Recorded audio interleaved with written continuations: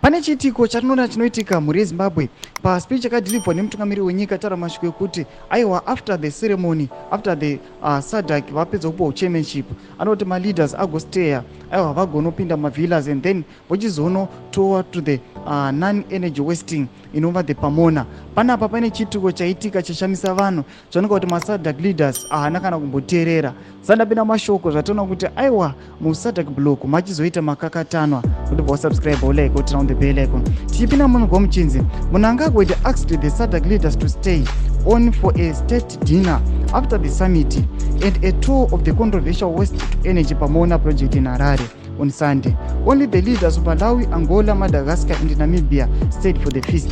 Panapa nayo iri very controversial. Mutungamiri wenyika yeZimbabwe Zim Mnangagwa anoconvinza maleaders kuti aiwa tofana kuenda kudhina number 1. Number 2 aida kuti aiwa varare mumavillas on Sunday vagomuka aiwa vachizonoenda to a non-waste to energy Pamona project iri muHarare on Sunday. Patona kuti maleaders haana kuteerera.